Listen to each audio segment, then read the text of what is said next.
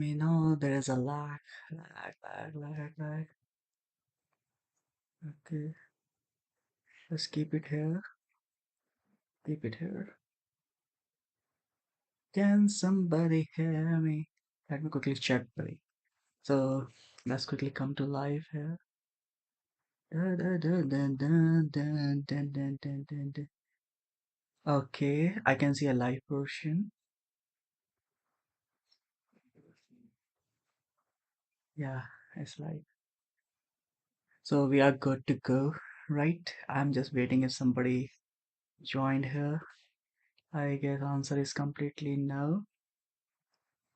Uh, just wait for a couple of seconds. Meanwhile, I will open the things that I need to open. For example, if you look at this channel, there are four major link that is being posted. First one is Gumroad, where I am putting my digital assets. The one that I created so far is my own ebook that's available for free of course. If somebody want to go and grab it, quickly go. I think I should do one thing, just one thing, in case somebody want to get on this one. I can simply go to dashboard. Okay, just a minute, just a minute. Let's go to stream section, and here I will put if you want to check where I am streaming, go here. Okay, chat, and I will pin this. So anyone who want to come, they can come. Uh, Unpin after manually. So whosoever want to check out what exactly I'm talking about, they want to see, they can simply come here. So don't worry, I will minimize this section and I will check if this is working properly. I am just increasing my voice.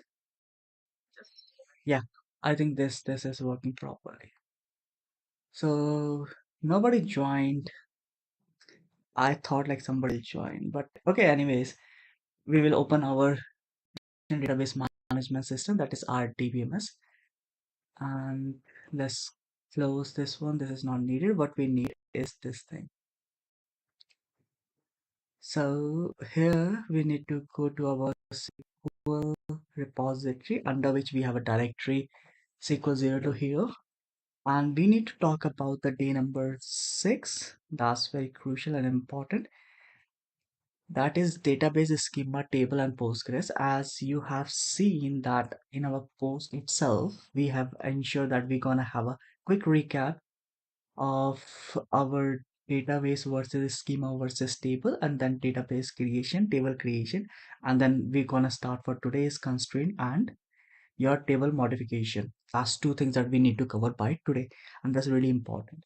So if we go quickly on our recap, we need to recap three things. First one is database versus schema versus table. So that is really interesting because I think I kept it somewhere where it is. Uh, I haven't created here, right? Okay. Do I have kept the link here? Videos come road.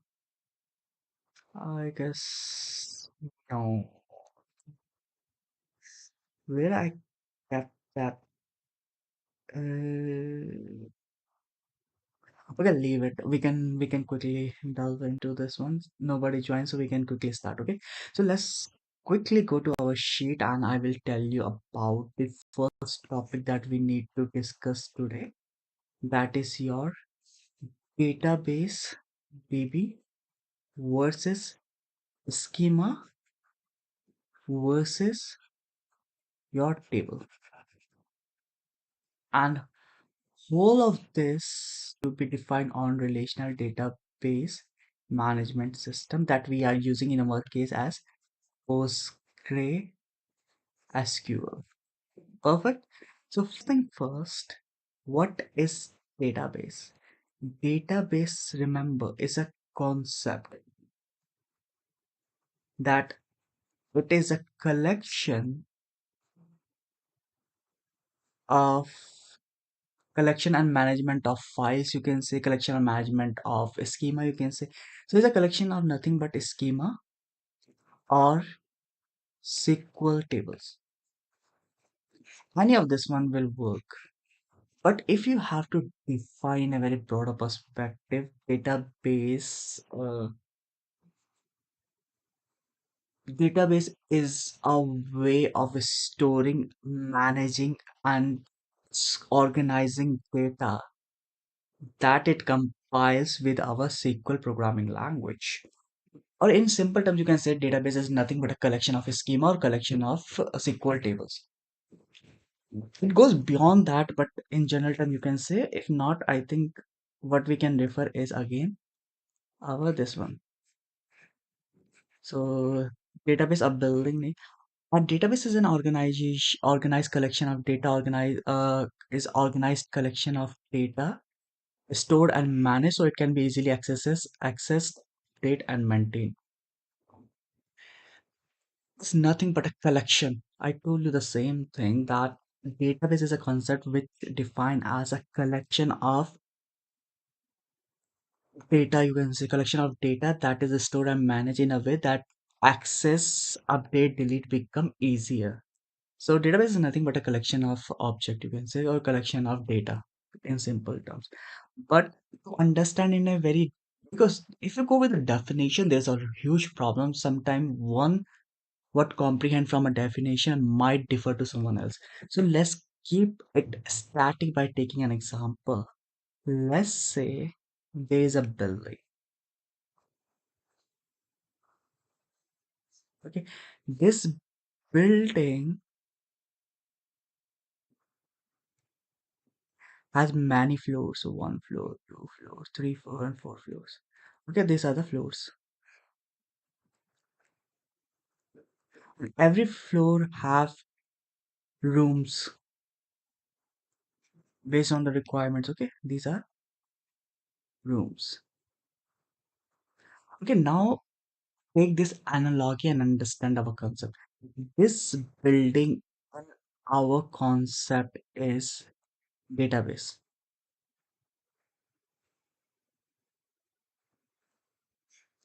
This floors, the division of building based on the floor or this flooring is nothing but a schema. And the room inside each floor is nothing but our tables or the data that we are storing. We store. Gotcha? So database is nothing but the whole premises where we are storing our information. First thing. Second, schema is the namespace or the group we create or the division we create so that the data of same relation or which have some relationship with one another can group together. That's called schema. So schema is nothing but a namespace that hold related data that have some connections.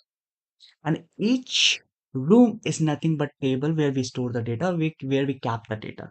Okay, so RDMMS work on three hierarchy: database, your schema, and table. But the lowest entity, the granularity of this one is, so it's like an inverted pyramid. First top, this one is database, then schema, and then at the bottom is table. So first what we have tables, right? The scatter tables, these are information that is scattered, it is not put together, right? It can be anywhere around the world. So what we observe that these three information belong to same entity called student, and these two information belong to same entity called professor. Say is a prof detail and this is prof department detail. This is student personal detail, this is student professional detail, and this is student university details. You can say anything, right? or is health detail. Makes sense, right? So when they are individual, they are nothing but tables. When they are grouped like this, it's called schema. And when these schemas are placed together as a group, it's called database. You see, now you understand the definition when we said like database or the schema is a process of constructing database, or the schema is a blueprint of a database. Because how we organize our actual physical data based on relatability called schema, and when we group this schema together, they this this imaginary boundary is called database. Database itself is nothing physical, it's just a concept that we bring to increase the the authority or privilege over the group. Okay, we need to create uh privileges based on the related data. That's why this grouping came into picture. Now we are very clear on this one, right? What is a schema, what is this one? And now the software that enable this grouping, then accessing and then processing based on our SQL programming language script that we ran yesterday, like select star and the stuff. This all, the implementation of the storage, implementation of listening to this request as form of client and server, right? And then processing and giving back the result is done by relational database management system. So this is the actual thing that implement this schema. This is the actual thing that implement, or actually let us see the logical view or that imaginative database. This is the one that enable us to fire the query, access and get the result. Any questions so far? If someone joined here, let me quickly check. Da da da da. Da. Where is it, dude? Okay, it's here. It's here, dude. Mm, no one. I am the only one. So it's fine. It happens. Okay. So we are very clear on the thing that what exactly a database is, what is your uh, schema and then table and then relational database management system. So first topic is clear because I don't want to delve much into it because no, day 1 to 5, I'm sorry, God bless everyone. I have been doing that constantly again and again and again. So I'm not going to repeat that for anyone because we already covered that too much that it become like overfitting. Just try to see if you understand this one. If not, just write on the comment section. If not, I'm going to release short video of 6 minutes to 7 minutes. Make sure you check that out. So that's one thing. Second thing that we need to check today is the creation and drop or deletion of database and table, right? That we need to see. That already we have done yesterday, but we are going to recap it. So I will make sure that you guys see that. So what happened so far is we are using Egypt admin as our client to send our request using SQL programming language syntax over TCP/IP, TCL/IP or TCP/IP, and it is going to hit the port where my relational database management system is listening for request or connection. And this part of relational database management system that communicate with our requests through internet for our SQL programming language is called Postgres. Okay. And what it does whenever there is a request from any client, like suppose this is the client, there is one more client that try to connect using Python code. He simply goes there, he requests it. So what he does, he create an instance, a fork that assigned to this as individual and this as individual, and then they let us connect to our databases. This is actually entire relation database management system. Here, let us connect to that. So one connection connects to one database that we learned so far in the PostgreSQL relation database management system. One forking, one database, one connection, one database, right? So before we proceed creation or deletion of this one, we need to understand how we define the tables in a schema or schema, because that's the primary, right? How we will define that we are gonna create table, what kind of a table we need to create. So basically we need to understand how we will design our schema. Because ultimately, a schema is that namespace, that floor where we're going to keep our tables or the data, right? But how we gonna manage this one? For example, let's say this was that floor, say B floor. Okay, this is the front view when you look building from the front gate, right? This is the front door and this is the front. But let's see from the top.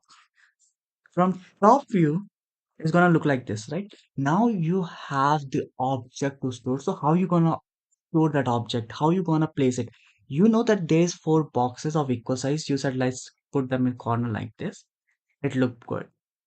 Or you can do this one. You can keep it one here, one in this corner, one this corner, one this corner, right? So how you gonna place them relative to that space? That designing, right? This is the part you can say it is called uh, interior designing of your floor, right? Interior designer, you are interior designer of your database. So you need to understand in that database, you need to create a schema. If not, there is by default schema called public, that if you don't specify a schema, it will automatically create all the table under this schema public, okay, by default. That means either you can use this defaulted schema, or you can create your own namespace, you can create your own floor, and then start uh, doing the designing of that floor based on your requirement, right? See, either you can place it everything in one corner, you can place each box in each corner, you can place all the boxes at the center like this. So it's totally depend on you. So this designing part is nothing but the overall construction of database, right? Ultimately what happened, database is nothing but the overview or the completion of tables, right? How table is being stored in our system. This is database, right? Ultimately we define it like collection of a schema. A schema is nothing but the collection of related data. So how we're gonna store the data is gonna ultimately define our database. Very simple, right? It's like A define B, B define C, so we can say A define C as well, right? For example, how we place the tables, related table, how we place them, this is nothing but called schema. The collection of schemas is nothing but database. Then we can say here how we store the related table is nothing but database. Correct? Similar, same thing, correct? So how we gonna design?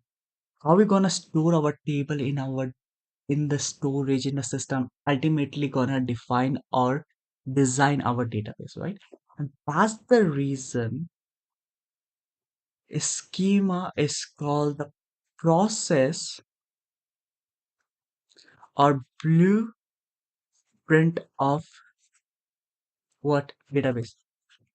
Once a schema is created, ultimately it will automatically become database when all the schemas are constructed, right?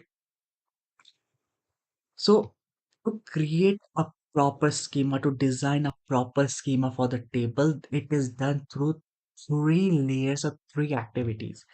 First one is conceptual or concept. Second one is logical. Third one is your implementation or execution. Okay. Any doubts so far? Anyone join? Let me quickly check on this one in case somebody join and have asked and they want to ask a question, then it's a problem. Okay, so there's nobody join. This is good. Let's quickly get back to here, right? So if today I come in your house as a client and I want to create a database, right? So ultimately for creating a database, you need to understand what ultimately that space, that building gonna occupy, that building gonna store, right? So you need to understand that wait, what kind of a data you're gonna get. Based on that one, you will create floors, and based on that one, you will create the rooms, right? For example, I came as a request to create a building for an IT firm, right? So if that's the case, you know that in IT firm there are few department that must to have, right? One is HR department, then there is a security department, then there is cafeteria, canteen department or canteen, this one, right? So at least three will be there. Then a working space, then recreation space. So you get a gist of the things that must have there. Okay, so now you know that for HR you can create one different floor.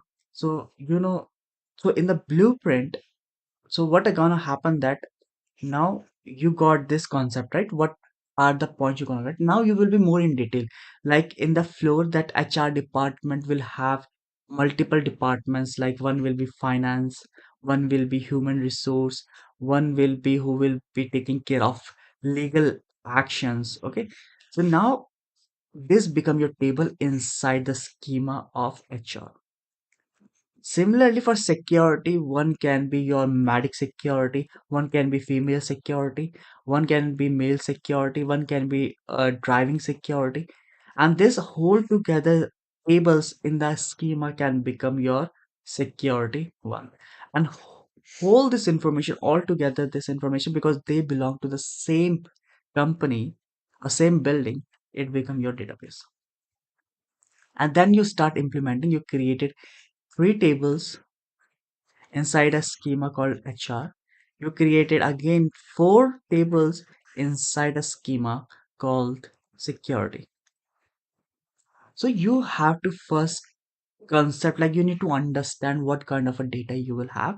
Then based on that information, you create a logical view, like how many table will be there, what will be the column, which table will are related with one another, and we're gonna store them in a same schema or not. This kind of more detailed information goes into logical, where you create the blueprint, and ultimately last one is the implementation. Understand this one in a better way, we will go with analogy. Okay, first one was concept, right? Second one was your logical. Third one was your implementation, right? So suppose I come to your business with a request to construct a house, and as an architect I want you to draw my house, right? So as an architect, what you want the basic information, how many rooms you want, how many bathroom you want, how many kitchen you want, what the size of veranda and everything. You get that abstract information. Based on this one, you will create, take a paper and started drawing all this information, like this gonna this, and then based on this drawing, the labor will come into picture. They will dig the earth, then put the foundation, then put the pillars, and then start creating house, right? So you understand the concept is nothing but requirement gathering, what exactly the user want as an end case. Then here it is your logical creation or the blueprint based on which one you will implement as a code. So this is a paper code, and then this is actual code where you will write codes or implementation or execution. I think this is much more clear on this one, right? And this is the same thing that follows in IT. You go and talk with the customer that what exactly ultimately he want as a table or data. And based on that one, you understand these are the column that he need. Based on this one, you create tables and you try to figure out which table have a relationship with one another, and you created a use case diagram or the logical diagram that how my table gonna look like in the schema, and based on that logic you will create the queries and execute and actually or physically create those tables and the schema into your relational database management system or your database, right? So we are very clear on how that schema, that name is space, is there, right? The three hierarchy, and how we this entire structure is created by using three concept, three layers of mechanism: conceptual, logical, and implementation. Now the query part, the actual fun part. You know that SQL was initially called SQL, SEQUEL, which is structured English query language that later got converted into the structured query language. So that English itself means that whatever the query gonna write, it mostly gonna look like the English nowadays, or this simple English that we use to talk with one another. Simple thing, right? So the creation of database is nothing but key combination of keyword of create, create, create database, and then database db.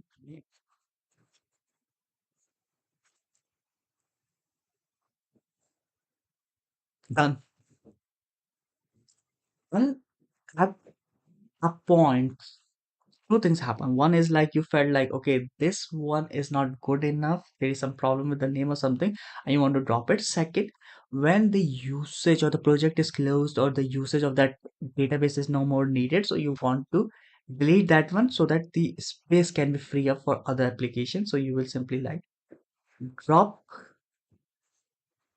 database and then database name.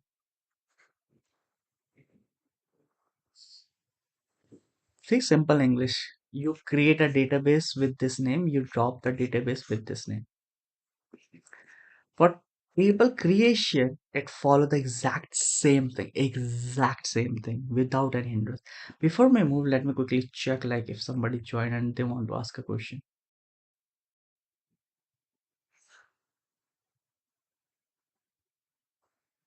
No. So for table creation is again simple, same create create table and table name. And now it becomes interesting here that you, instead of using semicolon to close it, you need to do something more. You need to put two parentheses followed by colon, and then we need to define column. Why? Because table is nothing but a collection of rows and column, right? Row represent entity and column represent the attribute. So if you're creating table and we are not defining column, and since there is no record, so table gonna look like this dot, right? Because it does not know what the column is, the number of column is, because number of rows is zero. We haven't inserted any records so far, right? So that's why when we create table, it become necessary at the moment to define the columns as well. And to define the columns, we need to follow a structure called column data type followed by column name, comma again for the second column, comma again for the third column, comma again for the fourth column, and that's it. At the last column detail, we don't put the comma because comma means there is a next column detail. And since this is the last one, there is no further column detail, so there is no comma required at the end, else it will throw an error because it will be expecting one more column detail, but it will never form.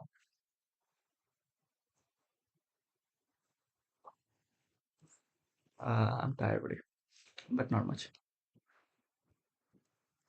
So this was the logic that we used, and there is one statement that we use to insert the value, that is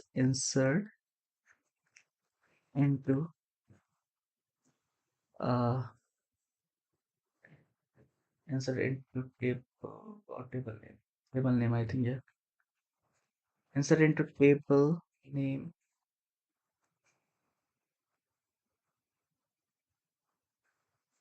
then values,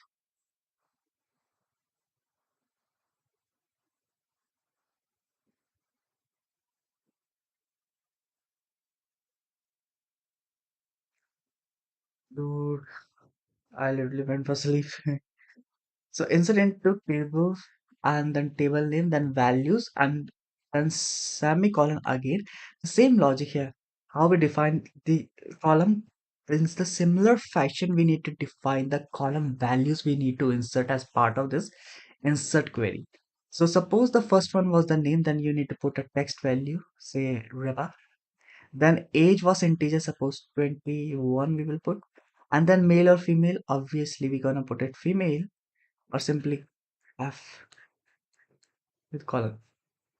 And then what gonna happen with this one? It will create an empty table where the only column is available. With this one, there will be first record that will be inserted here with Reba 21 female, and suppose is she is adult or not, because she is 21, she is adult, so this, yes, it will be yes. Okay, this is the logic of creation and deletion of database and this one table.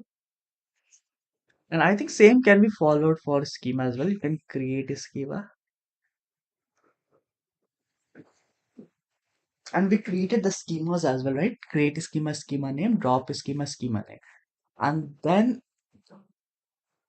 as you know, that database schema table are three hierarchical level, and to access it, we follow one special mechanism that you must have seen it or observe it.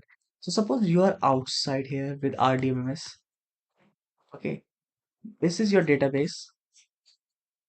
This is your schema, and here the table is there, related tables. Same way here. Now you need to access this one, but the problem is you don't know how to do it, right? So what it does, it will simply go to RDMS here. It will send a request to database, inside database, and inside the database it will collect information from the table and then retrieve it back to this guy. So what we were discussing, even I forget. I'm tired, dude.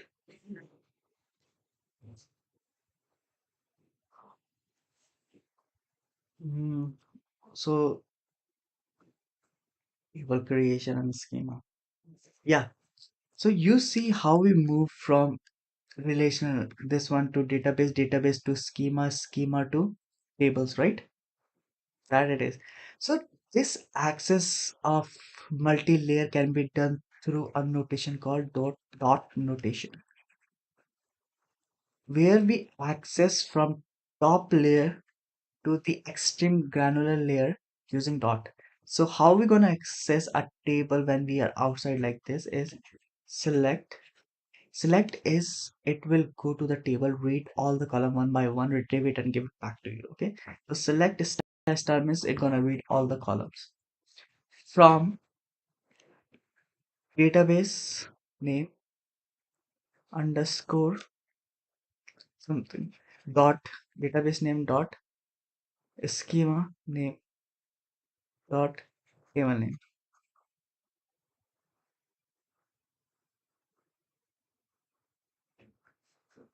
This is the one. This is called dot notation that we use to access to the granular table through database than schema and this one. Okay.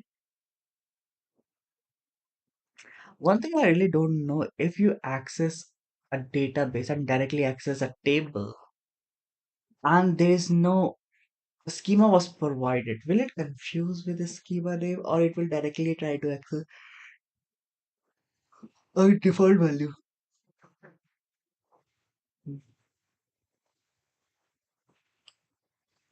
And what if a database has a schema with the same name? Is it possible any of this one?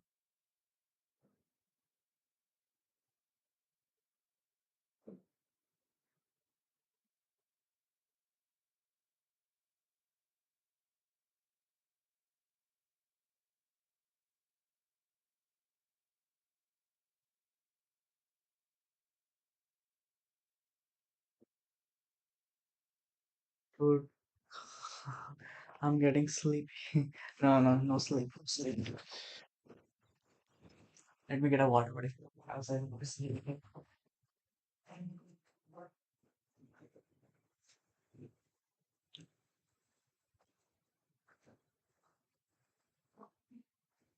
Nobody joined, right? I don't want people see me sleeping. No. So in this 36 minute, we already done with the recap. I know 36, right? So 36. Yeah, so half an hour is okay for recap. Now we will move towards the next topic, that is constraints. Constraints.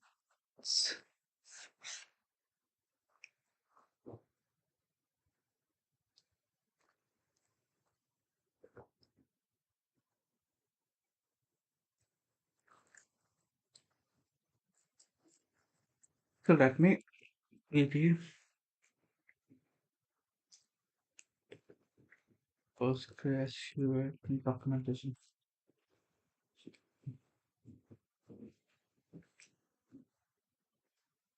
Tutorial, PG exercise. Mhm. Definition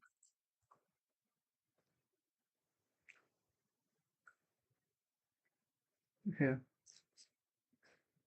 So this is thing are done. And if you quickly go to our PG admin or our client server,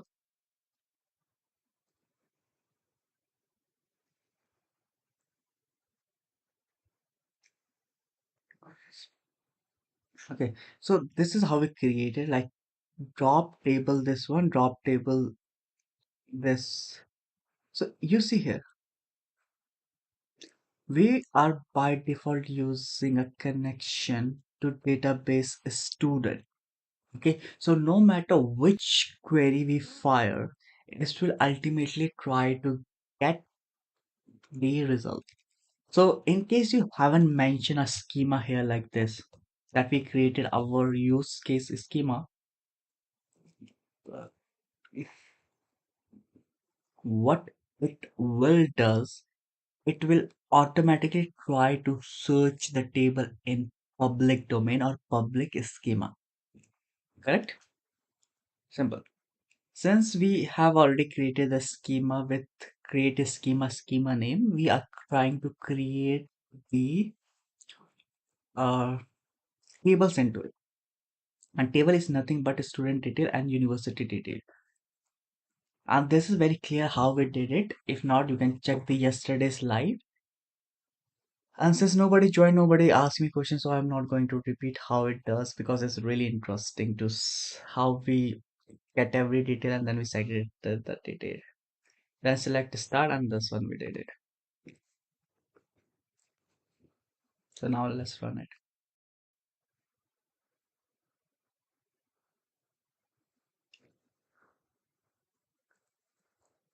Okay, so the problem with this one, we haven't inserted any record. So we haven't this.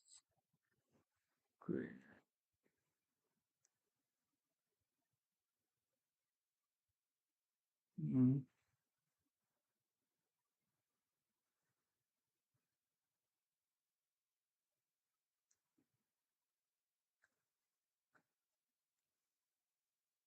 So this is how we created the database student, and then when we want to drop it, we just drop the database, right? So we are just closing this one because we already did that. Okay. So now with this logic, so far we are able to create it, the table.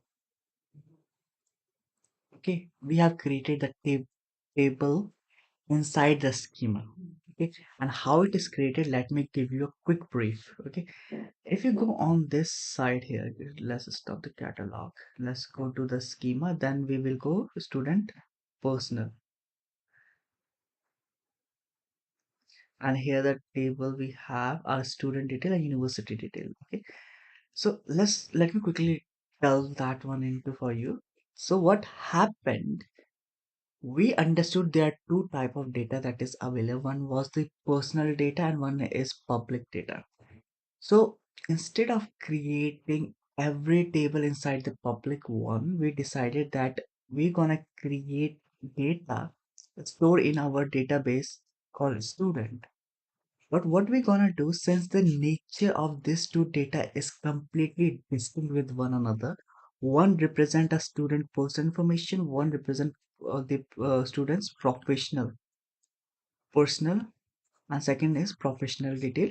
So what we're gonna do, we're gonna create all the tables in this personal one, and then create all the tables for the professional one, and then keep them together so that the access level of priority can be distributed based on this grouping, and this grouping is nothing but this schema.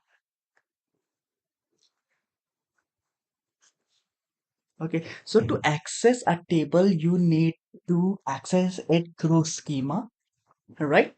So this schema is nothing but segregation of data based on the relational database or the related data, or based on the relational relation between tables. Okay. So for the personal one, we talked to the students and he said that I am going to provide you a certain detail as personal one. First one was the student name. Second one was the student uh, age. Third one was the student. What was the third? Let me quickly check. I forget. Name, age, address.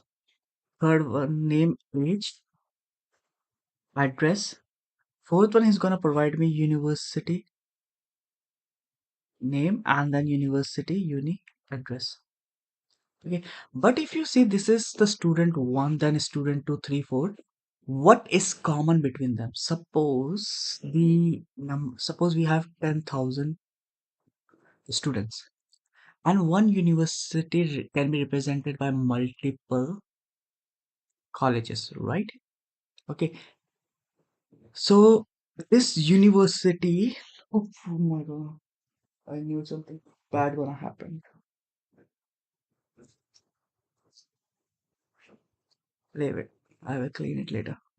So, so we understood that this information will be repetitive. Suppose what happened, like we have a 10,000 student, and there's a huge possibility that among 10,000, couple of thousand or couple of hundred students belong to same university, right? So suppose we have total uh, 50 universities, right? Even if you take the mean deviation or like this graph, a huge chunk of the data will belong to same university, right? Or I can say, even if dividing equally 10k student among 50 the university, 10,000, wait, this gone 200. So, so in this record, at least 200 record will have the same information like this if the data is uniform. Okay, it doesn't matter. But what I want to say, this data gonna repeat itself into multiple entities inside this table, right? This is wrong. Why? There's two, three reasons. Suppose in 2025 there is a university called KG, but in 2026 they decided to expand their name to KGF. You know what I know, right? You know what I mean. What I mean, right? So now the problem is you have to go individually to all the record because you need to update all the records which have the university name KG, right? And then manually or update each of the record. That's a cumbersome task. Second, if it is done manually, it can create issue, manual error or humanized error. Third, the same value is being repetitive, so it's increasing redundancy. Second, if it is increasing redundancy, it is basically creating or occupying more space. That means it is somewhere inefficient in terms of storage. And if it is insufficient inefficient in terms of storage, it is inefficient in terms of optimization of search, optimization of processing. So what we can do, because every university is unique, right? So this whole table, the information, this is conceptual level, right? The concept we got. Now we are trying to create that logical view, how we gonna create the tables and how we're gonna place the data. This is logical view. That's the logic we are talking about, right? So what we will do, we will create a schema, student, personal, where all this data will be available. And this data gonna be stored into two tables. First one will be student detail, student detail. Second one will be university detail. Here it will have a student name, a student age, a student address, and a university ID. Here it has three columns: the university ID, university name, and university address. Now using this ID, it can map here and get that unique value at given point of time, and then we have all the data. Now what happened here is the ID. So if tomorrow, even if the name or address change, all you have to do, you have to change only one record here. You don't need to go here and change it for 5,000, 2,000, 200, 300 students data again and again. And now we have taken two records that have the string value that is being repetitive for 200 student is now replaced with one integer value that is occupies space less and more constant throughout this one. And this is the process of normalization, where we try to break the big table into much more individual table, individual theme based table, and that have the relationship with other tables. This is normalization, and getting back the fragmented tables into a single table is called denormalization, right? And now you understood that. Now, so far we were working on conceptual level where we ask the student what information we gonna store or the from the admin, then we create a logical view based on the information we need to store, and now we will code it, create database, then the schema, and then table inside the schema. This is the implementation of this one. So this entire process is nothing but a schema creation. And that's why ultimately what it is happening, it is creating a database. And that is the reason we call a schema is a process of table creation, database creation, or schema is a blueprint of database. Because how you gonna define in the logic and then implement into your database is ultimately forming or creating your database. Any question? I am taking questions. I'm taking questions. Where is the questions? Nobody joins. Okay. So I think we already spent too much time. Now let's quickly delve into the today's topic. We need to finish it. Dude. Oh man. Just let me have a sec.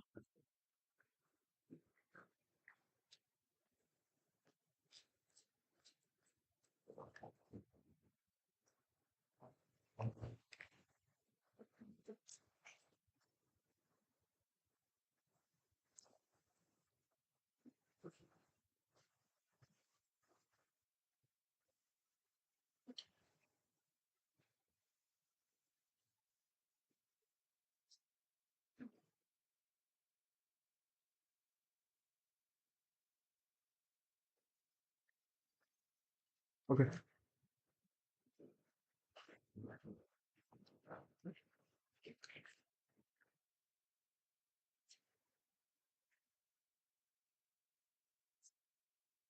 Now default value.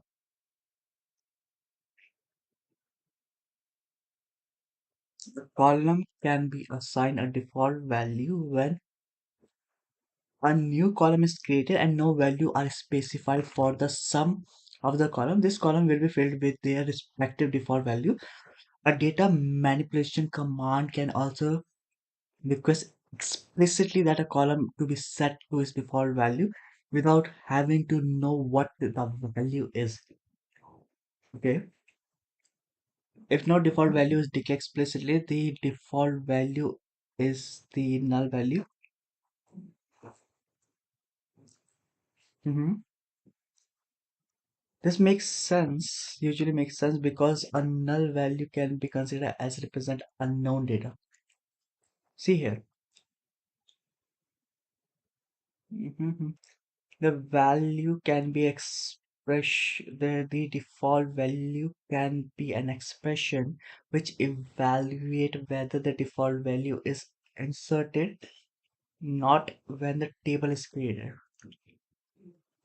A common example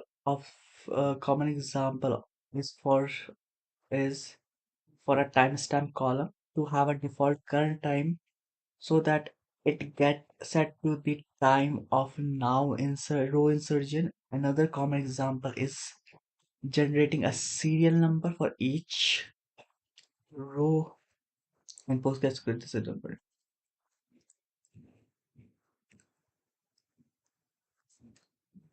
So the default value can be an expression. Okay, which will be evaluated whenever the default value is inserted, not when the table is created.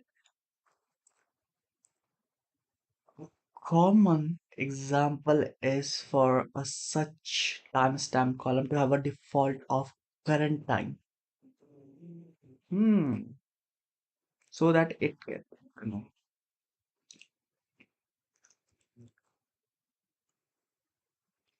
so function supply successive value from the sequence object. Okay. So now we will talk about the default values, right? So here, so what happened when you created a table, right? Data definition language DDL. When you create a table, what you are doing, you are creating a structure of columns so far without any entity and its corresponding attributes for that table, right?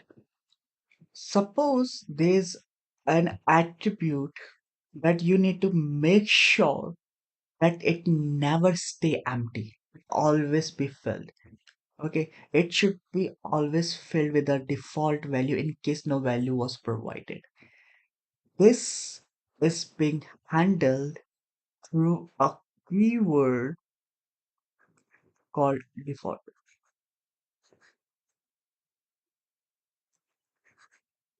Okay, let me repeat it.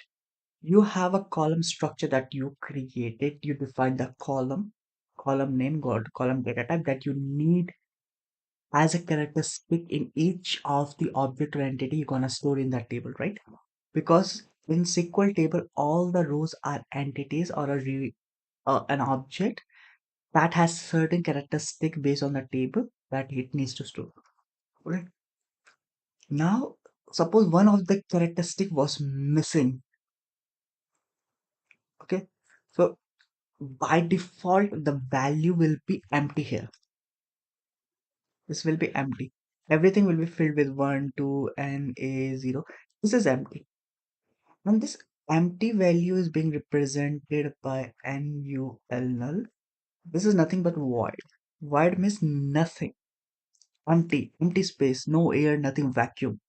So remember, when an entity of a table does not have the attribute value,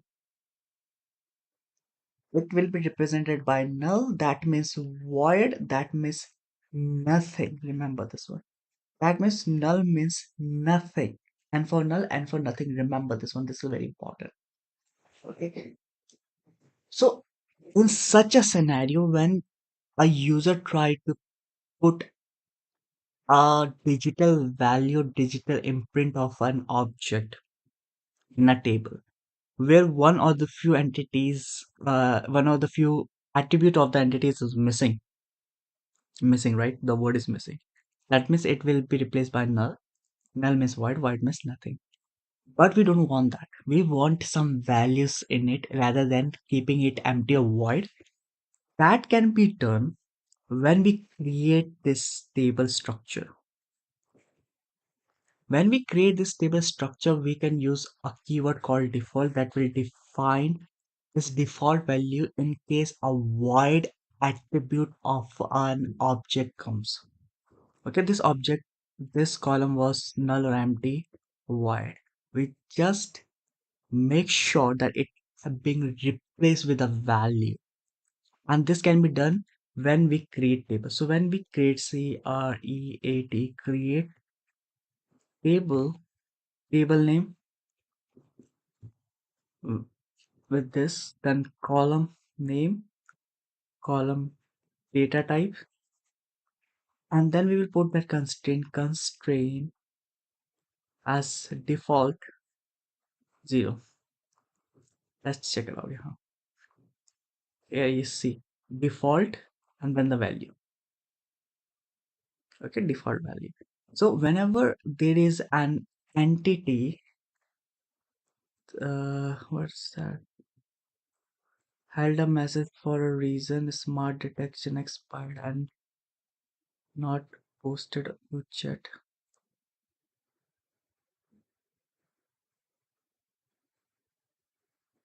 Held a message for a reason, smart detection expired and not posted to chat.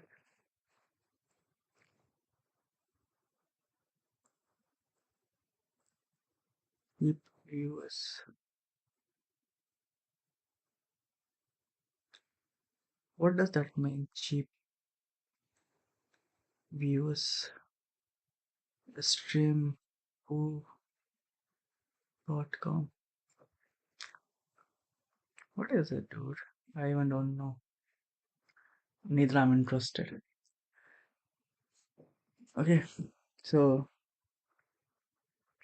the structure is column name inside this creation field, column data type, then we will use the keyword default and then the default value. Okay.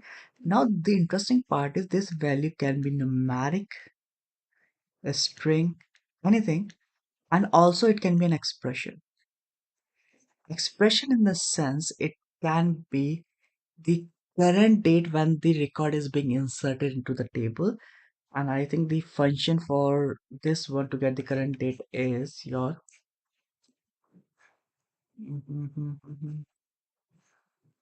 this one current underscore timestamp.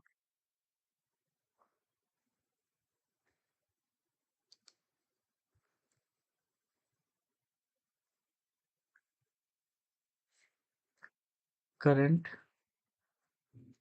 underscore timestamp.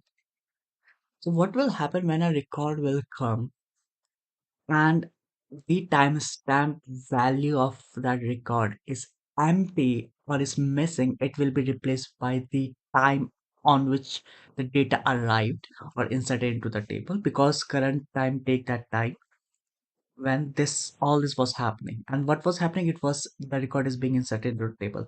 And this is very important, trust me guys, really important, because in the real world scenario, you need to create a timestamp to understand when the new record is coming and it is being merged with the older data. So these timestamp help you to understand which data came into which day or which batch. This is super critical. So default value is important. Yes, it is important. And there was a concept of sequence that we will cover later, because this is not part of the process, so let's leave it.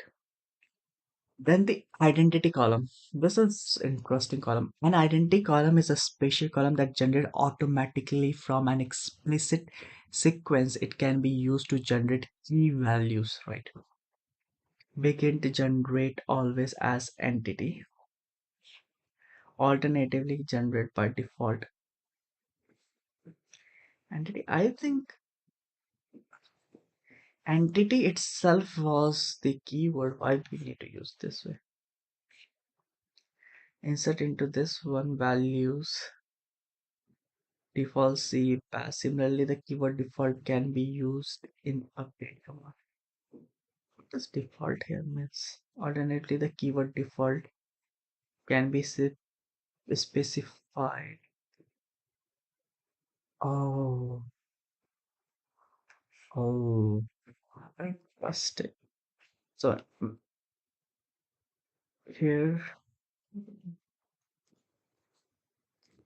begin to generate a generated by default as identifier. Generated, but I remember it was here. It was serial, dude. Serial itself is a data type that will automatically put a value into this one. So serial is the one. Identity. An identity column is a special column that is generated automatically from an implicit sequence. It can be used to generate key values. Okay. To create an identity column, use the generated as dash as identity clause in the creative. For example, this one. What the difference between always or by default is? So see created tables. Mm-hmm. Would you generate values for the ID? So would generate the value of ID. Why here is always as identity, here by default as identity.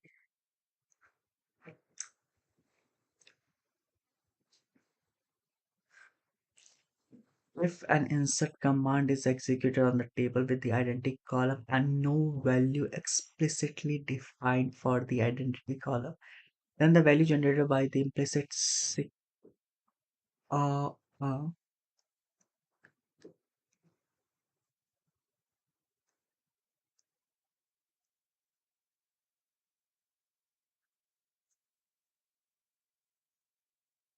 similarly, the keyword default can be used in update command. Thus, in many ways, an identity column behave like a column with a default value.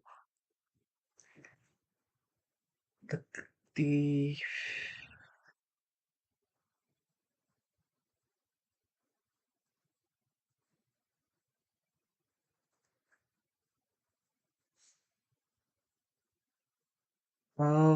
Okay, I think I understood what is happening. Let's try this one. Let's quickly understand what's going to happen here.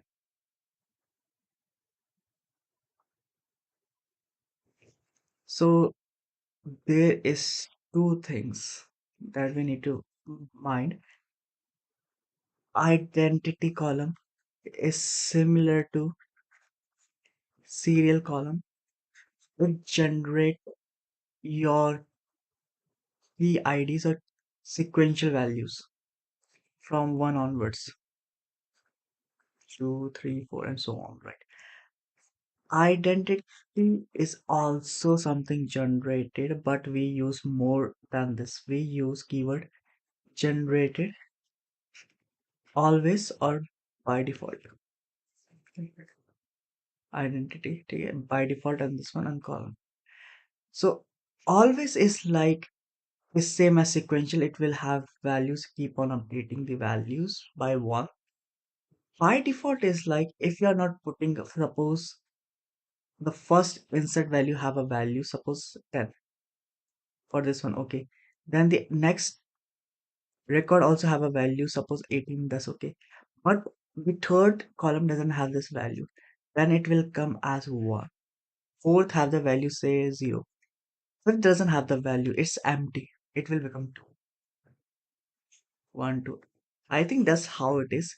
We will check and try to understand if what we understood is correct or not. Let's go here. So, so we're gonna play with the university detail because this is the one that closes the matches with one. So right now is here. We're gonna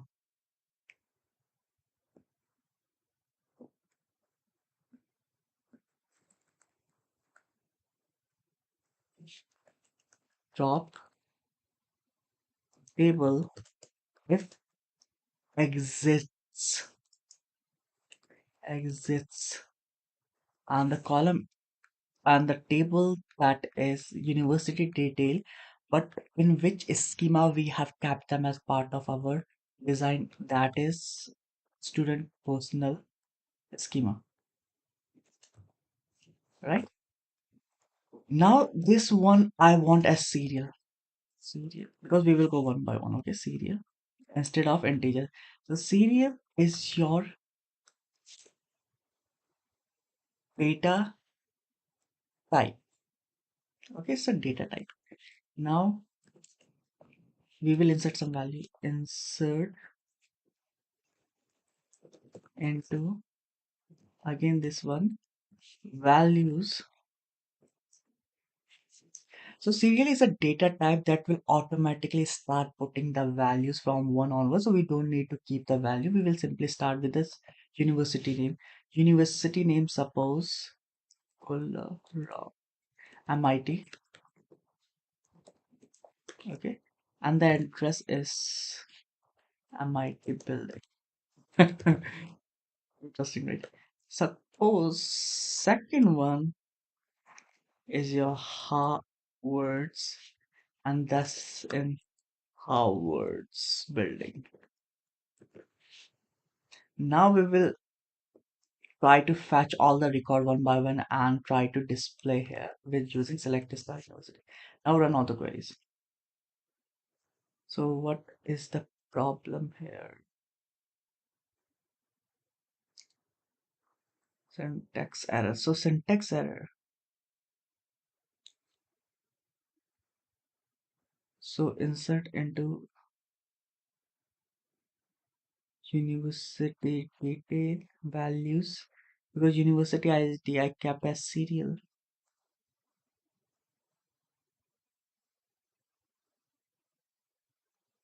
But when I kept a serial, why I need to put a value here?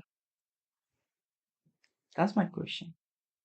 Okay, I need to define what it why it happened. Column university name.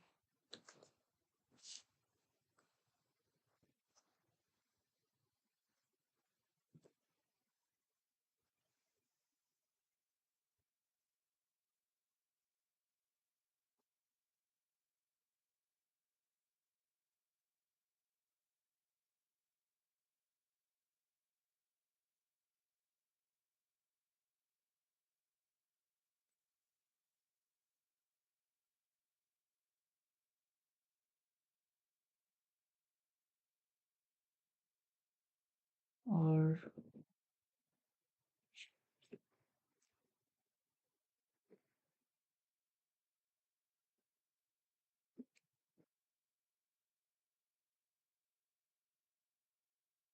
hmm. Sometimes you saw that the single quote doesn't work. You need to put the double quotes. And I don't know the reason, dude. I really don't know why this was there. Let me check with small notes. It should work, dude. I'm really not sure why it didn't work. No. For column, you need to put double quotes. And I don't know why it happened. No idea, dude. Okay. So see, it is automatically creating this one and two for us, right? We don't need to do this again and again. Now let's what we do. Let's create a copy of this one. Drop table, this one, and when we will create ID. Now integer, instead of taking the serial as a data type, that is auto incrementing this one. Okay, I was thinking create one more way. Insert into this one. Values. Okay. And the one we learned, default. Default. Default.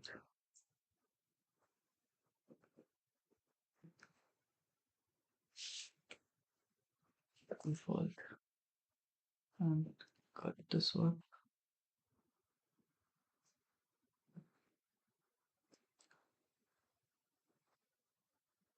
And let's run it. Yep, it is working. So what happened with these two statements? If you look carefully, look at the screen right now.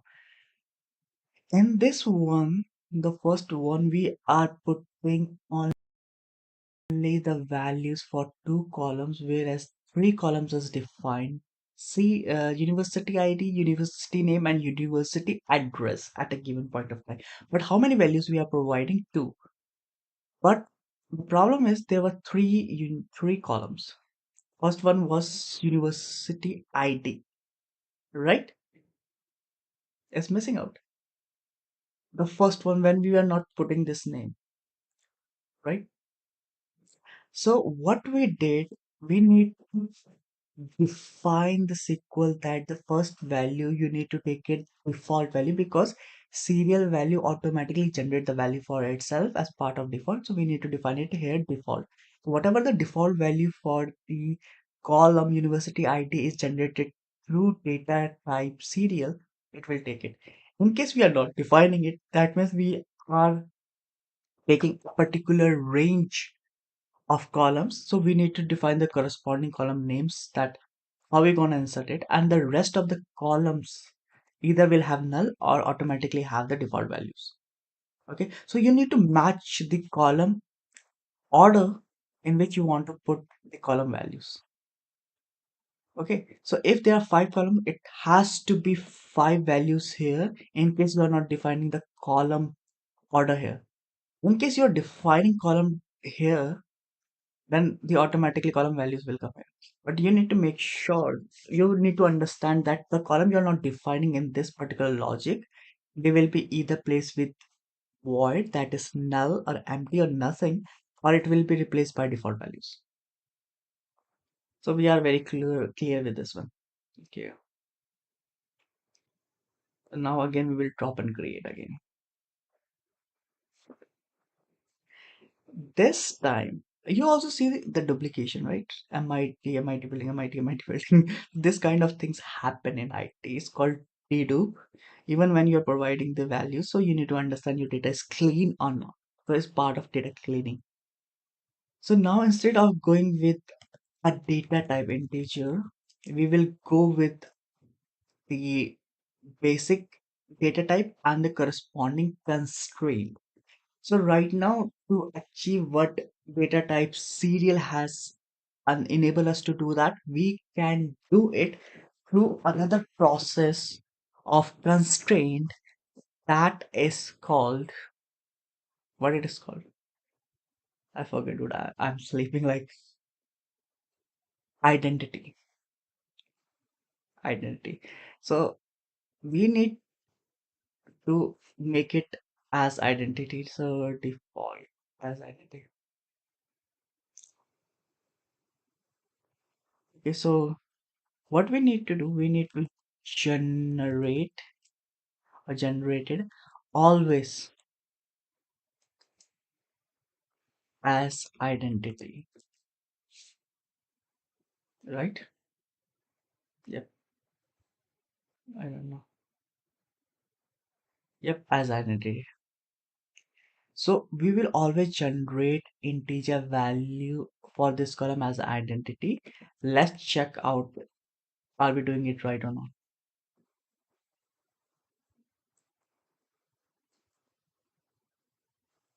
So insert into this one, we already kept it default. Let's see if it works. It does work. So now let's see if I remove this one. Does it still take that one, or because of constraint it skip it? Yeah, it doesn't take it. So remember, if insert into schema and the table name, after that you're not defining the column order or the number of column you wanted to take it. By default, you need to put all the column values after the values. So in case there is a column that you define as a default value and you not want to give a value, you need to define the keyword default in it. So it understands that the column value for this order, the table order of the column, this particular column will automatically take the default value. The end. Okay, so if I run here, see, it's automatically incrementing 1 and 2. Is it possible if I define the value 2, or it will fail? It started failing because it's always generated. So no matter what, you cannot touch it as we didn't touch the serial. So ultimately, what we did with the data type serial is something, a shorter version, like ultimately at the back it's happening the same. It's integer generated always as identity. But there are time where we want the identity or the serial number when the value for that column is coming as empty, void, right? So rather than generate, always generate by default. By default. So for first one, I don't know the ID. I haven't received the ID from MIT, but for Harvard's people, they are good. They gave me ID suppose one. Now let's run it. See, both the one. When I put the default value, it came as 1. Then I put the 1 value. If the next value is also your default, it's gonna be 2 and then 3.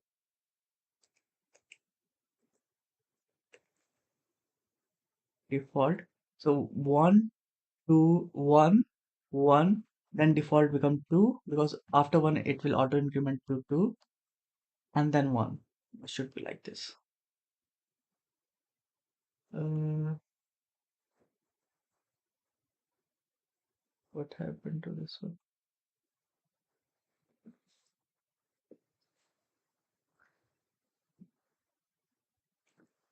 Syntax error.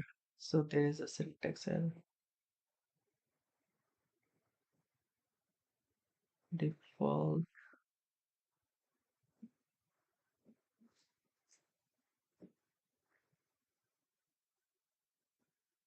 So this is working.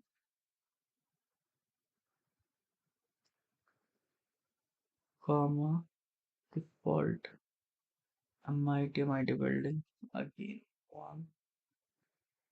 If I put it 2, does it work? It is indeed working.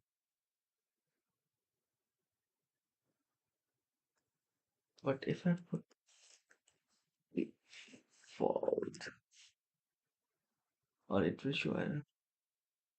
No, it is working, dude. It is working. So why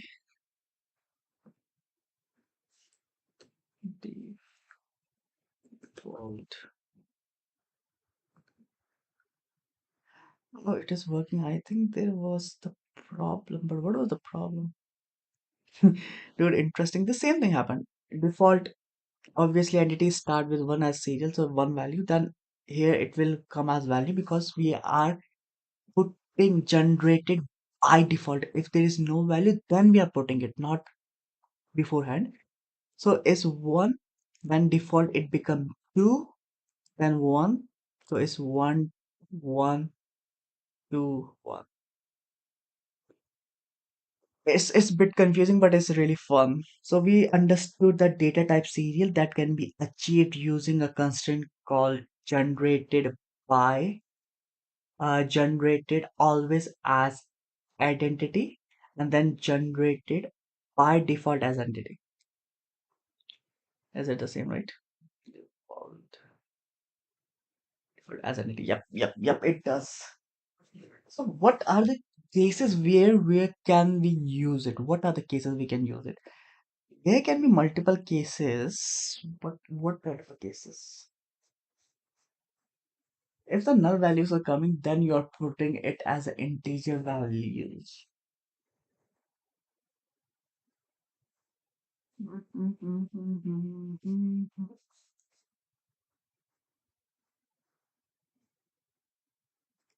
That's to in a sequential order. Putting a unique value to them, but again, the value can be mismatched like this. I told you it was one, then it become one again. Then two hardcode value, then it's a master default. So default value one, one came, then I put hardcode value one, one is there, then default value. So it will increase the identity of one by one, two, and then one because I put it one. That's interesting, dude.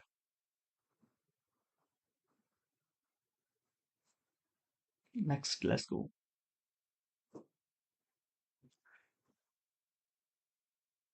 Dude, any question?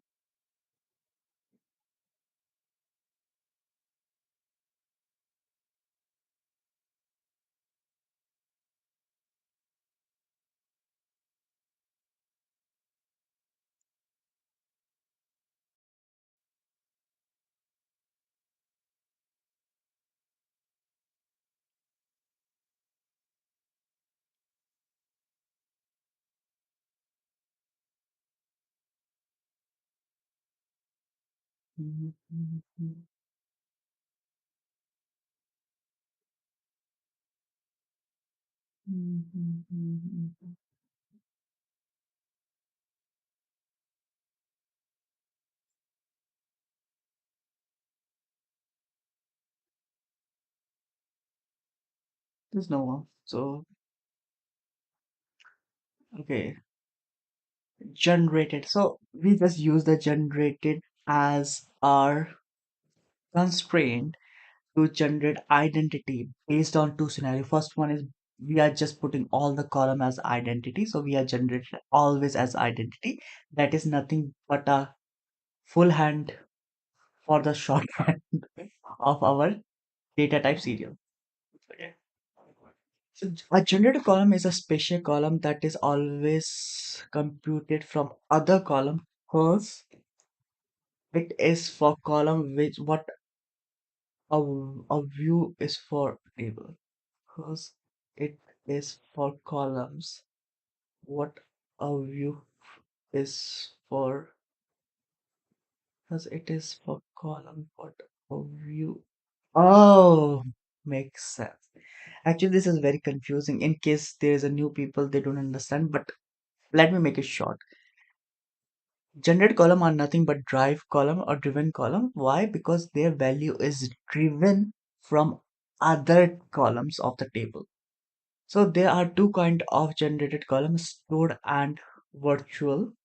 A store generated column is computed when it is written or inserted or updated and occupies storage as if it were a normal column. A virtual column occupies no storage and is computed when it is read. Thus, a virtual generated column is similar to a view, and a stored generated column is similar to a materialized view. Similar to a view, and a stored generated column is called. You always update automatically.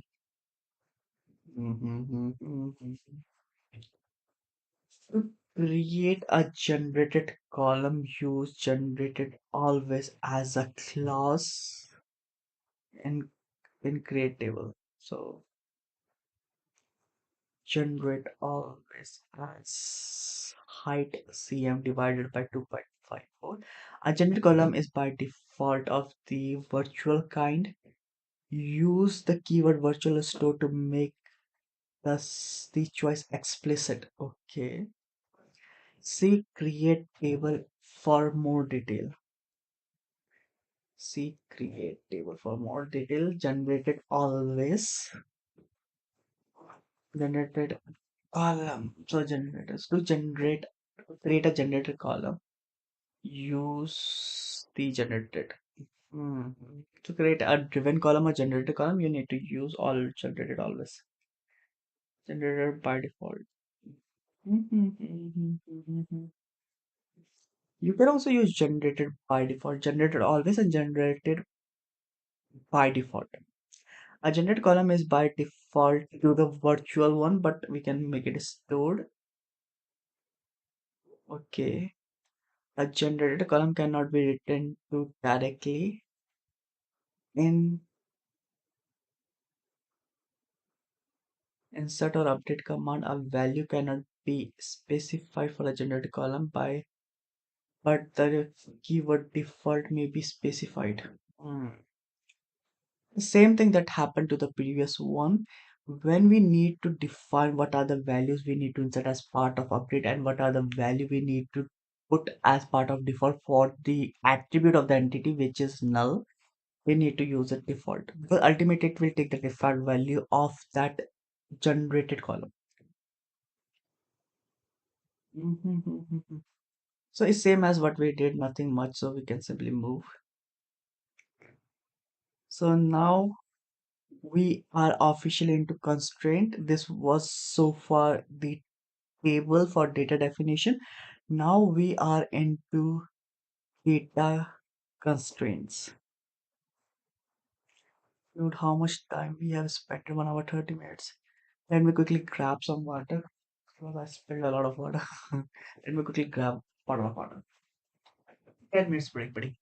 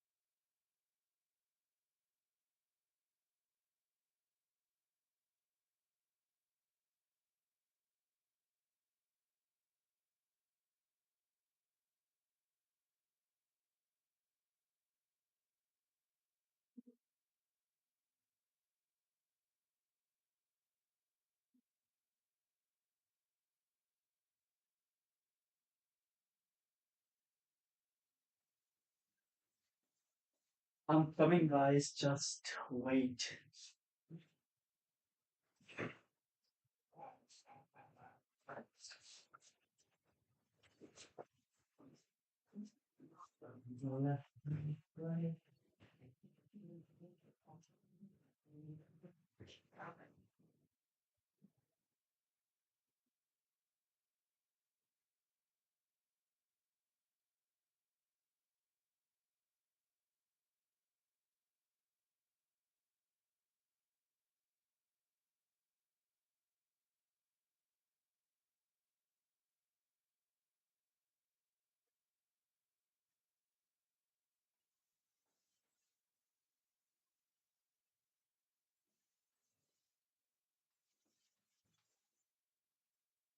I'm back. Is anyone there? Is any good human soul is here? Why isn't delay?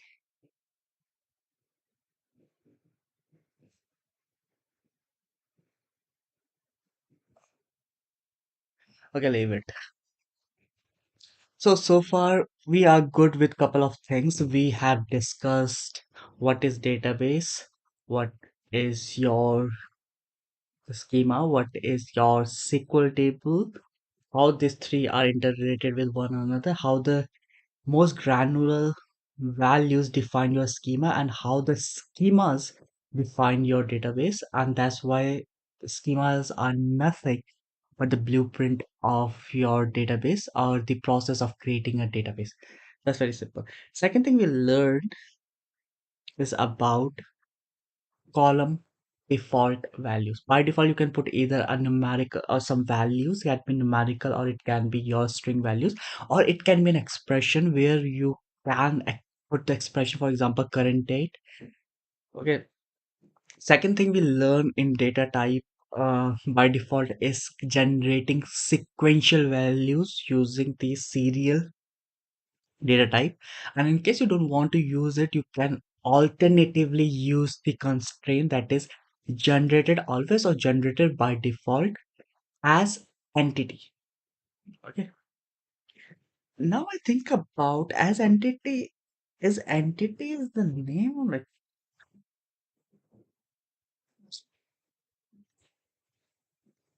let me check. Now I just thought about a thing. Okay. The value. Okay. So you saw how I use generated always or generated by. Okay. To put a default value in a column as identity constraint. But I was thinking like, can't I directly use as identity, default as identity?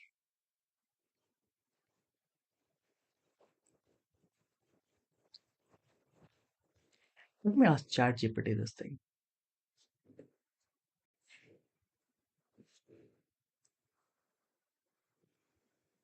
ChatGPT. So I want to ask PostgreSQL uses constraint constraint that is generated always as integer as identity. Can I use identity directly? Yes, in Postgres, you don't use identity directly as constant, but you define it as part of column definition, generated always as integer in modern SQL standard way to generate auto incremental value.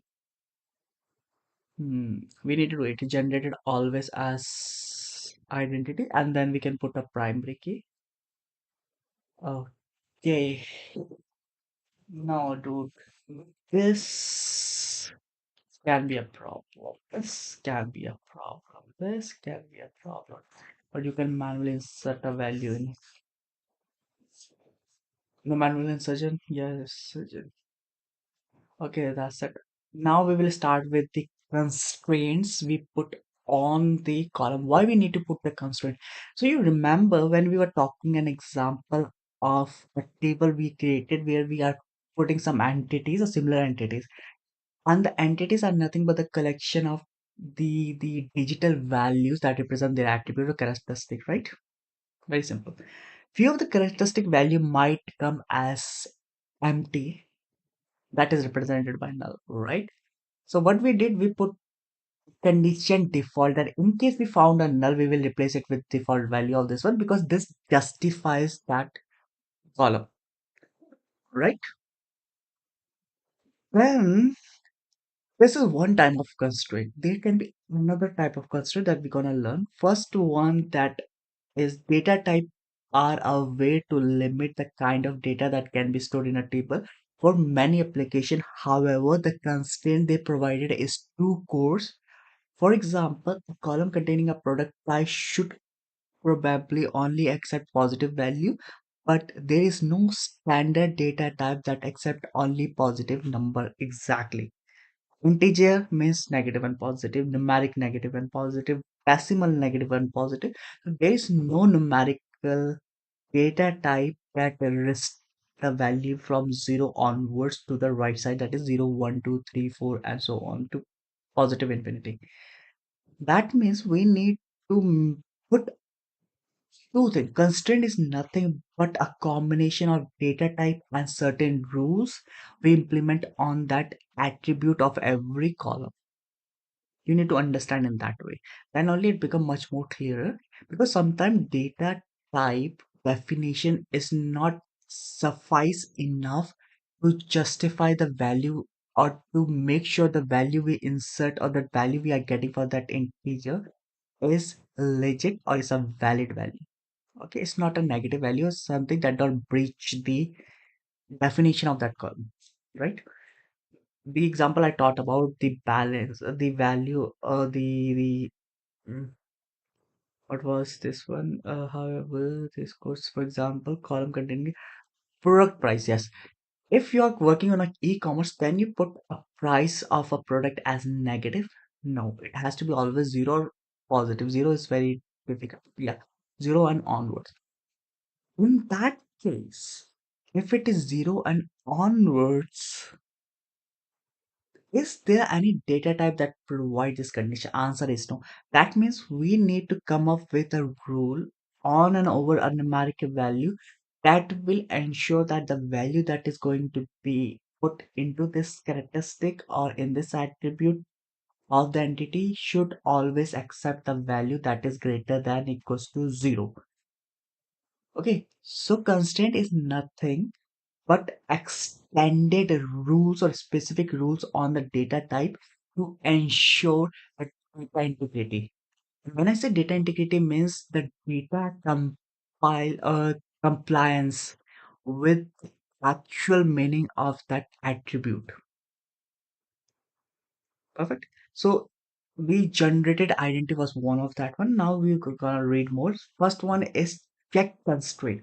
A check constraint is the most generic constraint type, allow you to specify that the value in a certain column must be satisfy a boolean true value expression. For an instance, to require positive product a price, create table, this one, price, check price is greater than 0. See, numeric value can be 0 or positive, but before a value is being stored for an entity into our table inside a schema inside a database, what it does, it check this condition, check if the price, the value for that entity, the characteristic of that entity or the attribute of that entity, that is price, is greater than 0. If it is, then only it will insert this one. Now what happened, all the record that will store in this table will have the product price greater than 0. That's where it maintain the integrity of that column or the integrity of that attribute of that column of attribute of that entity or attribute of that entity. Why I said twice, no idea. You got my point, right? Constraints are nothing but extended rules that ensure the value that is going into the table as the attribute or characteristic of that entity justify that column and integrity. Okay, it should justify it. So we can use simply check and then put the expression. As you see, the constraint definition comes after the data type, just like default value definition. Default value and constraint can be listed in any order. Check constraint consists of the keyword check followed by an expression in parentheses. Okay, and this will come when you are creating the table. That is when you are giving the definition of the table. That's why the create table is DDL, data definition language. How data is being stored into the memory. That is why it is DDL. The check constraint expression should involve the column thus constraint others. Otherwise, the constraint would not be too much sense. Okay. Make to one. You can also constrain a separate name. Okay, constraint positive price check. Uh, so to specify a named constraint, use the keyword constraint followed by an identifier by constraint definition. If you don't specify a constraint name in a way, the system choose a name for you. Okay. So since check is a constraint, it should always follow the procedure of constraint name, and then the constraint. Same as how we do it for other one database name, right? If not, the system gonna give you some constraint name for this particular condition you captured it.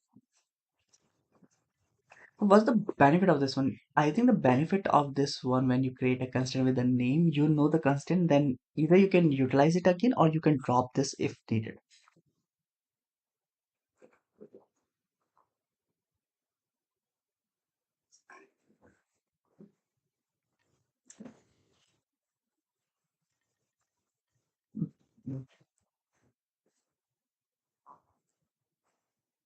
Constraint constant can also refer to server columns. Say you store a regular price and discounted price, and you want to ensure that the discounted price is lower than the regular price.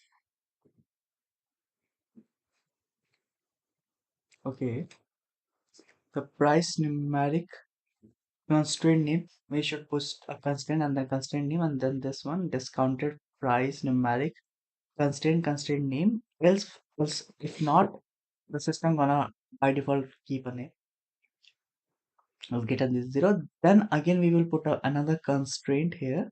Then constraint name that the prices are greater than this one.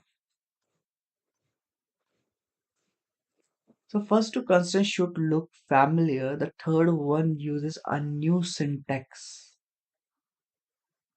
It is not attached to a particular column. Agreed.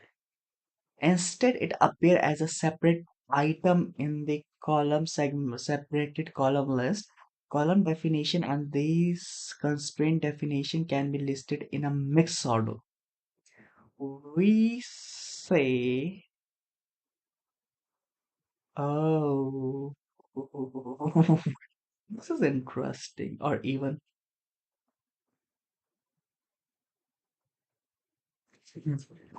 So you don't have to put the constraint with the actual column. You can simply merge and merge up to your taste. Name can be assigned to a table constraint in a way as a column constraint, like yeah, constraint name, then check, check, same as this one. It would be noted that a check constraint is satisfied if the check expression evaluated to true or the null value. Since most expression will evaluate to the null value if the operand is null, they will not permit null value in the constraint column. To ensure that a column does not contain null value, the not null constraint described in the next section can be useful.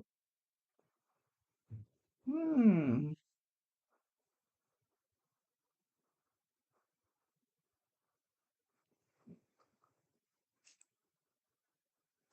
Even I want to check this thing. What happen if I select null greater than university ID from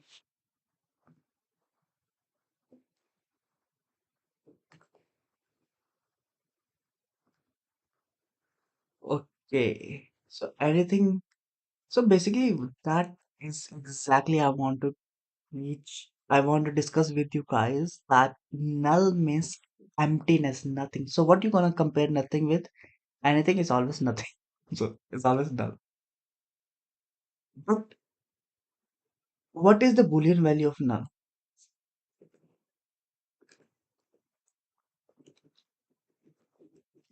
Oh,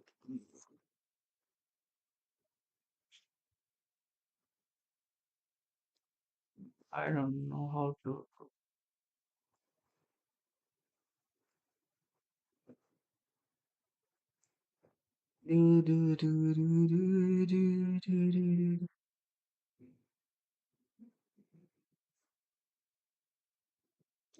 Not null constraint. So a not null constraint simply specify that the column must not assume the null value as an example. So you just put it not null, but you can simply put a constraint name not null. Same text constraint product name not null.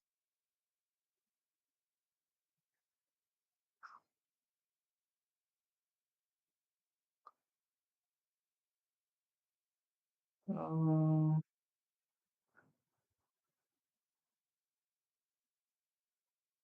not null product not null name create table product number. Not null product number not null name. You can simply put not null here or not null column. But this just syntax is not a standard mainly intended for the use by VGDUB. Okay. So simply just whatever the column is, just put the corresponding constraint to it. Don't put the name because you are not dropping the name. So it gonna occupy the space, that's it. So a not null constraint is functionally equivalent to creating the check that column is not null. Not null or check is not null is same, but in Postgres, creating an explicit not null constraint is more efficient. Of course, a column can have more than one constraint. Just write the constraint one after another. Okay, product not null. So my is not null. Check this one.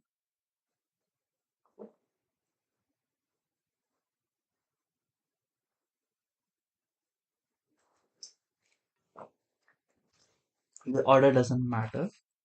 It does not necessarily determine in which order the constraint will check because however the column will have the most explicit not null. Agreed. The not null constraint has inverse the null constraint. This does not mean that the column be null on this one.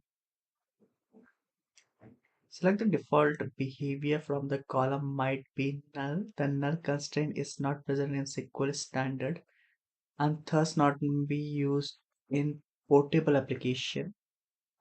It was only added to Postgres and can be compatible with other database system.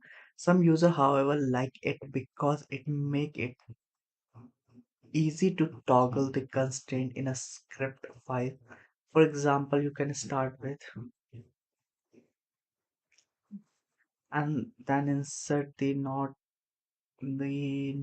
keyword where desired.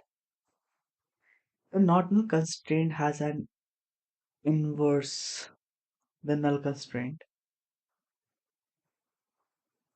This does not mean the column must be null, which would be surely useless. Instead, this simply select the default behavior.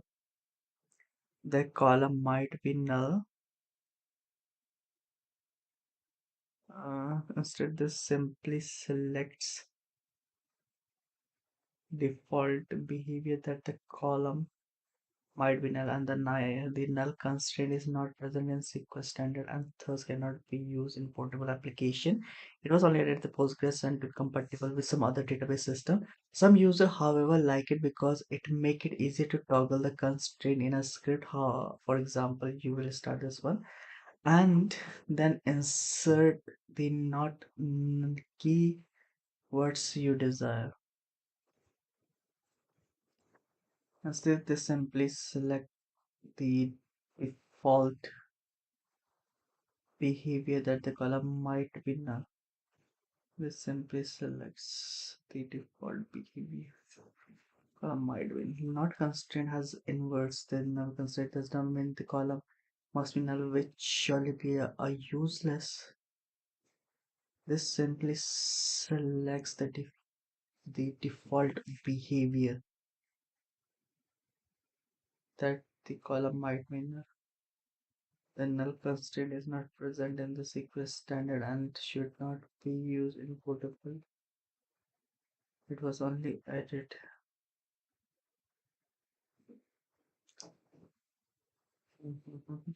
What's this?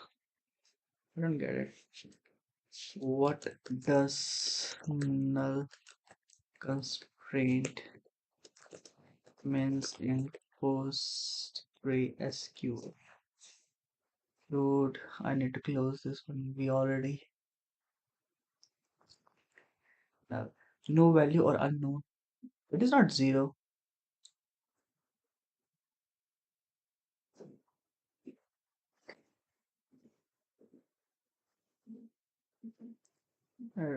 Wallet.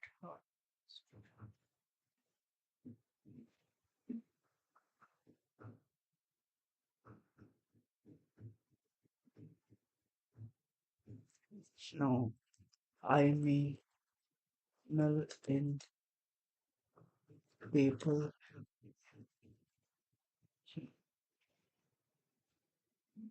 What are you asking for null explicitly in a table? Yeah. In Postgres, writing null in a column defined means the column is allowed to contain null values. Postgres null is default. If you don't write anything, the ah okay, got it. So what it does mean, how you write default that value or default the expression, because default null can be represented as null itself and it's a default thing. So if you write it null again, doesn't matter, because if you need to put it reverse like not null, you can simply add not.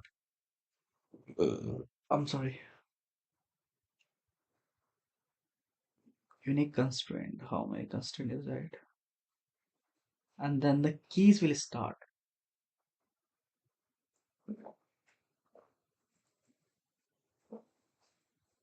Let's quickly go into unique. Then tomorrow we can do practical for these things. Okay. What is unique constraint?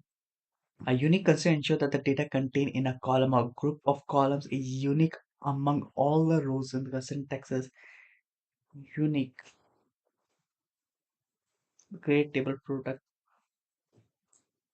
integer, this one unique product, and write in both the. To define a unique constraint for a group, okay, unique, this one. You can also assign this one constraint must constraint name and then unique.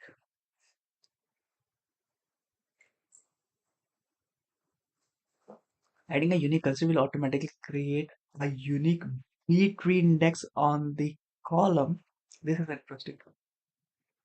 So if we use the unique constraint, it will automatically create a B-tree index on the column or group of columns listed in the constraint. A unique restriction covering only some row cannot be written as unique constraint, but it is possible to enforce such restriction by creating a unique partial index.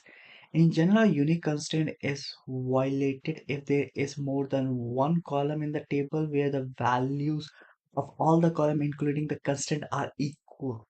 By default, two null values are not considered equal in terms of comparison. This means even the presence of unique constraint, it is possible to store duplicate rows that contain a null value in at least one of the constraint column. This behavior can be changed by adding the clause nulls not distinct, unique nulls not distinct, unique null not distinct. The default behavior can be specific, explicit using null distinct. The default null treatment in unique constraints implemented with implementation defined according to the sequence. I'm getting really tired. How should I do it?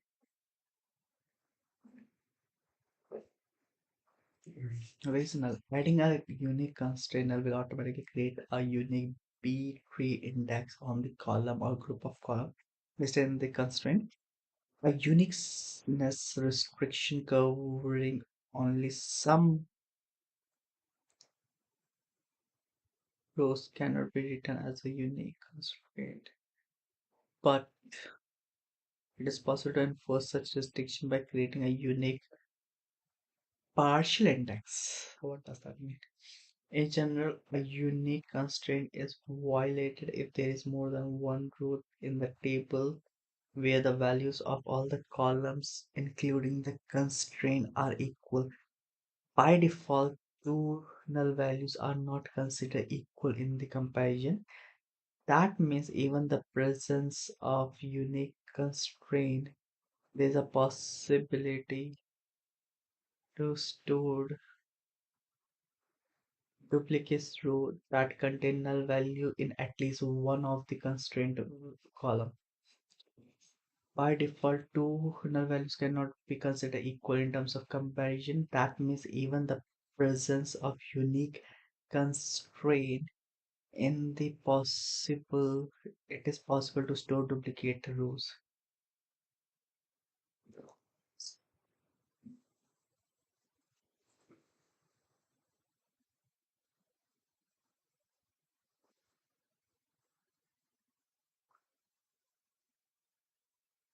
Hmm.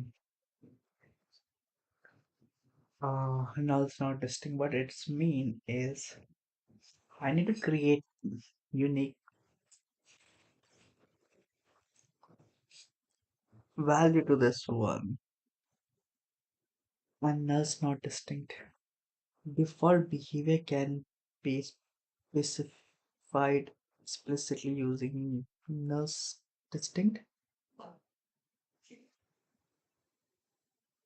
A default null treatment unique constraint implemented defined. I think I will redo this one part. Tomorrow we will be going into keys and execution. For today, I think is enough to test too much. Even I'm feeling tired. Let me close this live session. Is there anyone joined? Eh?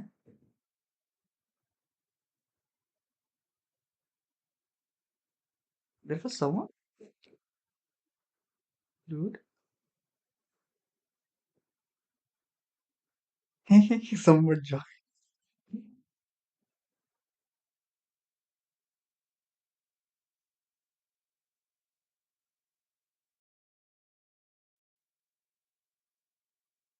Welcome to the live session. What live? Dude, that was my first comment. Dude,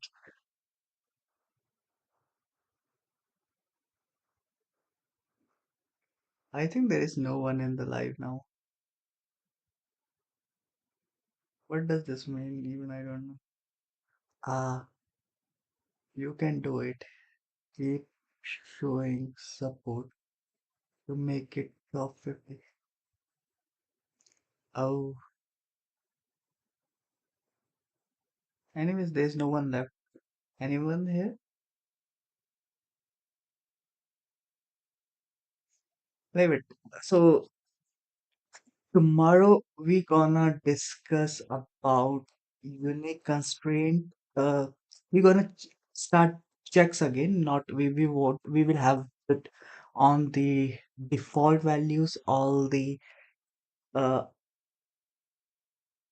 other constraint we used, the columns, right? We're gonna talk about a bit column, and then we will deep dive into the constraint. But more importantly, what we gonna do tomorrow, because this gonna be very quickly done.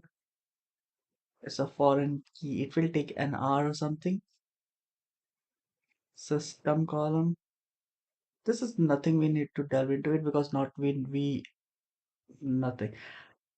Modifying table. This is interesting and it will not take more time, an hour. I think by tomorrow we can finish it.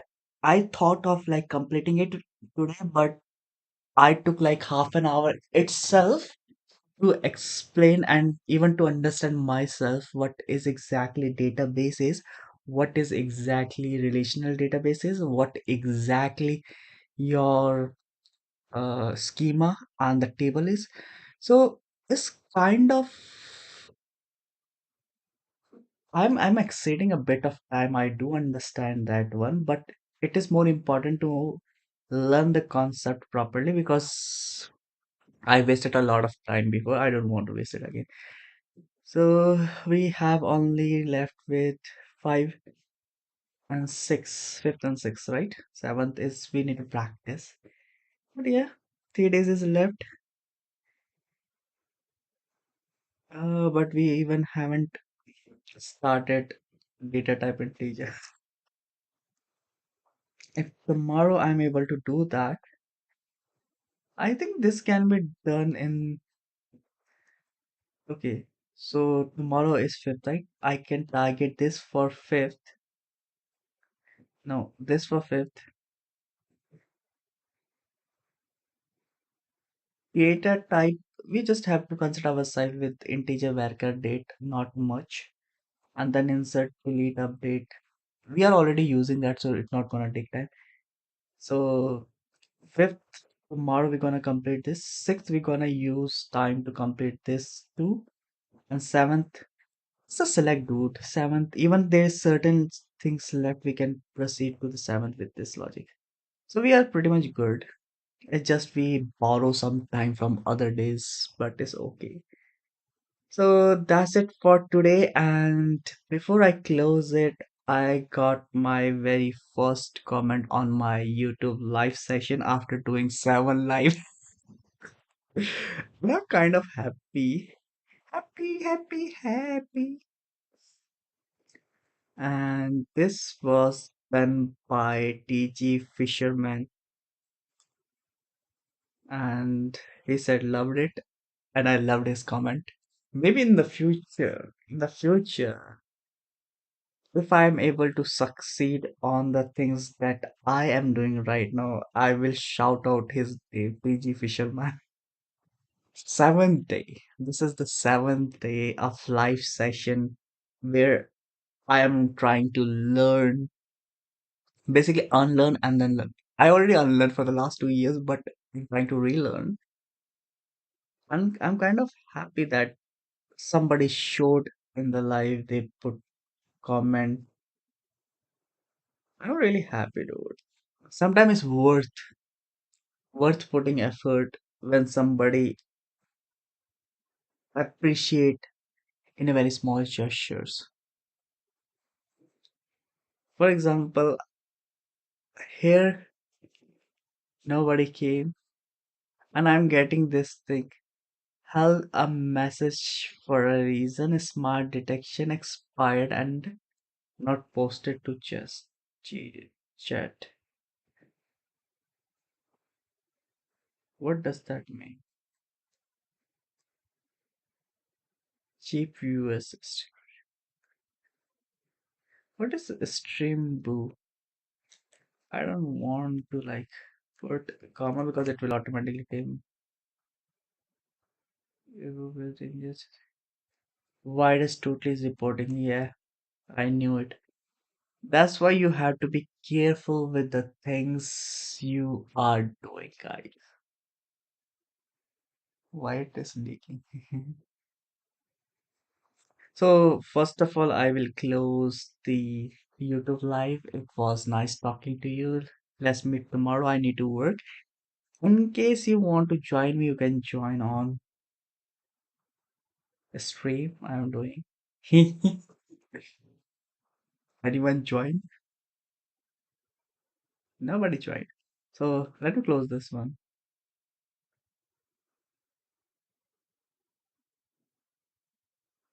Bye, guys.